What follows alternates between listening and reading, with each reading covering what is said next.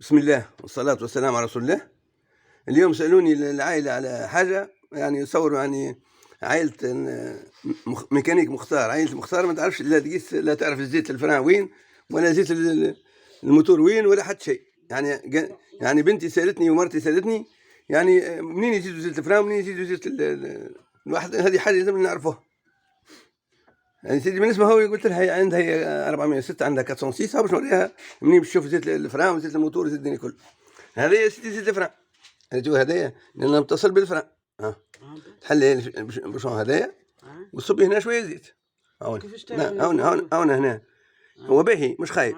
اي باهي. هذا زيت الفران، يجي ديما زيت الفران، ديما يجي الاغلبيه قدام السائق، يعني مقابل السائق بالضبط. تلقاه الفوق لوطه هيك لابد تلقى مكان. وعنده هو الخيط نتاعو هذا اذا كان ينقص تشعل لك لمبه في التابلو.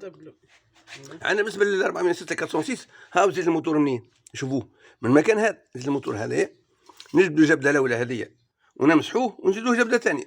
توا زيت الموتور باهي مش ناقص باهي. زيت الموتور باهي يعني هذه تبيت للصباح تو في الليل. هذا الصباح وهي برد. هذا زيت الموتور مش ناقص باهي. هذا زيت الموتور نشوفوه سهل. عندنا زيت لاسيستي اللي هو الهيدروليك. هذا زيت الهيدروليك هم غطينا هم ناقص شويه ولا يشوفوا يبان خاطر بالترانسبارون يبان يعني بالواحد. هذا زيت لاسيستي اللي هو زيت الهيدروليك، زيت الكريمير. فما انواع كما البيجو هكا تلقى فيهم زيت، وفما كما رينو نتاع كليو عندنا ولا حاجه ما فيهمش هذوك الهيدروليك. هذا زيت لاسيستي، هذا نتاع الفولون يدور يمين ويسار. شايف من هنا هذا لا باهي لا ما يبانش توا خاطر الدنيا مازالت مظلمه شوي. شوف نجم تشوفه هنا. وهذا هي الماء، هذا هي الماء، هذا الماء. اي هذا الماء نتاع الرئيس. هوني الشاف ظاهر يعني وقت تحل هنا يبان. هذوما الحاجات الرئيسيه اللي لازم تشوفهم المراه ولا الراجل كل اللي هو. اي اذا كان لقى ناقص زيت موتور، اذا كان لقى ناقص زيت موتور بالنسبه للكاسونسي يزيدوها من هنا، حلوا هذايا ويزيدوها من هنا. ناقص زيت الموتور هذا يزيدوها هنا. هذا باليد شويه ساعات كي تحطه مقلوب ما يمشيش، تبع تحطه في بلاصه. هذا زيت الموتور، هذا زيت لاستيك تحب تزيدها من هنا.